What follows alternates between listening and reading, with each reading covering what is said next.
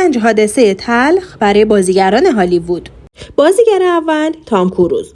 تام کروز به اجرای بدلکاری‌های خودش معروفه.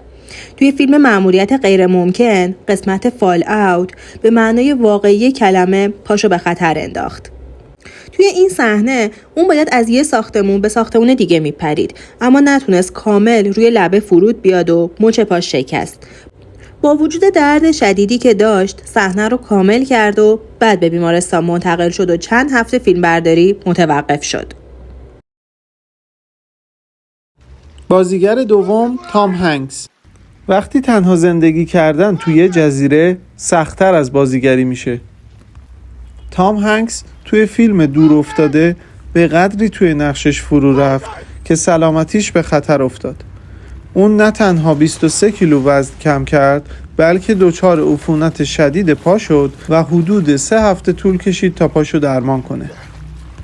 بازیگر سوم جکی چان. جکی چان استاد بدلکاریه، اما فیلم زره خدایان که توی سال 1986 تولید شد میتونست پایان کارش باشه. توی این صحنه از درخت سقوط کرد و دچار آسیب جدی توی سر و جمجمه شد. این حادثه باعث شد بخشی از جمجمه‌اش با یه پلاک فلزی جایگزین بشه و بعد از مدتی جکی این صحنه رو با موفقیت انجام داد. And the holes here. You had a hole in your head. Oh my God! Yes, yes, yes, yes, yes. Open like this. بازیگر چهارم کریستوفر ریو. شاید ندونید که برای سوپرمن دوست داشتنی هالیوود یعنی کریستوفر ریو چه اتفاقی افتاد.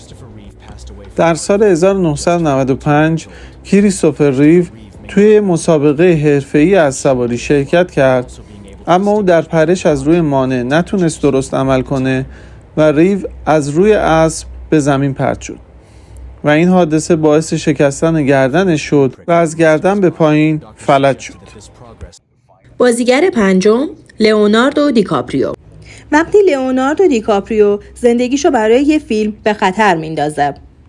این فیلم توی دمای زیر 0 درجه فیلم برداری شد و لئو مجبور بود ساعتها توی آب یخزده بمونه که این کار بارها اونو تا مرز هیپوترمی برد که باعث ضعف بدنی، کند شدن ضربان قلب و گیجی میشه. اما این فقط یکی از آسیب‌های لئو توی این فیلم بود. توی صحنه خوردن جگر گاومیش، بله واقعاً جگر خام بود که باعث آسیب دستگاه گوارش لئو شد. جالبه که بدونید دیکاپریو گیاهخواره و گفته هرگز این کار رو دیگه تکرار نمیکنه. پشت هر فیلم هیجان انگیزی خطرات واقعی زیادی وجود داره که فداکاری بازیگرا نقش بزرگی توی جاودانه کردنش داره.